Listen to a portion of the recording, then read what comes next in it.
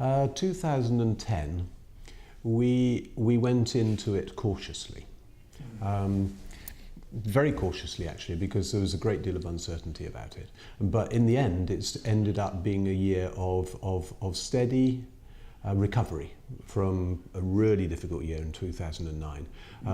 But interestingly, the recovery really started sort of midway through the year, I would say. And by midway through the year, we were feeling that maybe this wasn't going to be a year of recovery at all, and that our caution had been very well founded.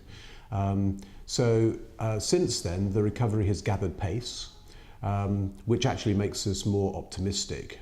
And I know that our optimism is shared. It is cautious optimism, but nonetheless, we're feeling much better about 2011 now than we did about 2010 then.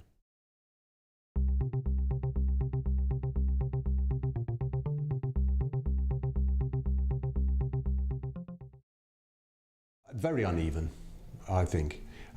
India, for instance, in 2008, the end of, were quite convinced that what was happening in the world would not have any impact on them.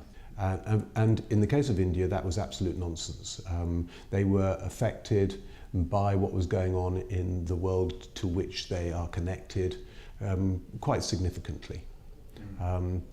In the case of Indonesia, that didn't actually happen. They did seem to carry on growing, and our business carried on growing with it. So it really has been very, very patchy. In China, for instance, as I think we know, that New Year in 2009, it was horrific, the millions of people that basically went home to their families, who were essentially told not to return to the factories in the cities. And so that looked as if China was going to suffer an absolutely appalling collapse, at least as great as what was happening in America and Europe.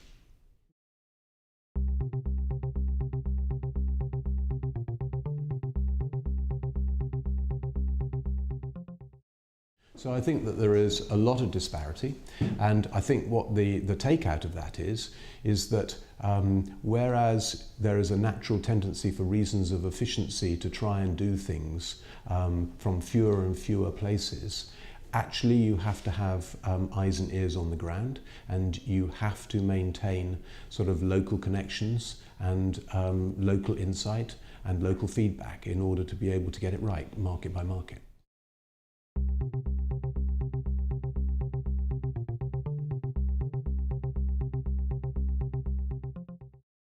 That export represents an enormous growth opportunity. That's the first basic thing.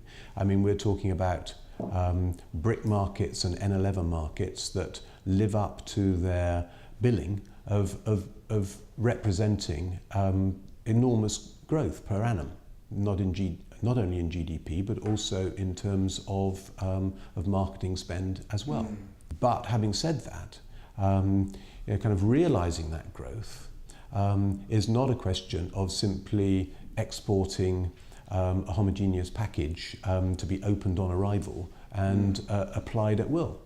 It's just not that simple. And so therefore, my message would be to make sure that you're talking to a group of people that you know, trust and like and respect, for instance in your headquarters, but that you are, through that group that you're working with, linked to real network resource on the ground in the markets that have been there some time and that are really embedded in those local markets and network properly, so that it's not just a question of flags on a map, but that are engaged in those markets and understand how to operate effectively within them. Because you can't simply ship somebody out to do what you've done in market A in market B and C and D. That just doesn't work.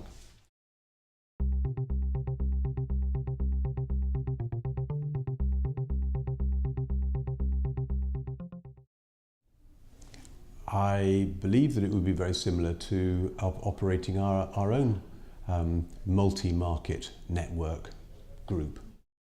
Where we are most effective is where our local management, our local offices are run by local management. And that is the art. I think that you've got a Thailand run by Thais, India run by Indians, and China run by Chinese, and yet they are part of a multinational company. There is exchange of personnel, and there are expats in a number of markets, but essentially you are talking wherever possible of keeping the management indigenous and local, so that there really is an engagement and an understanding of that market.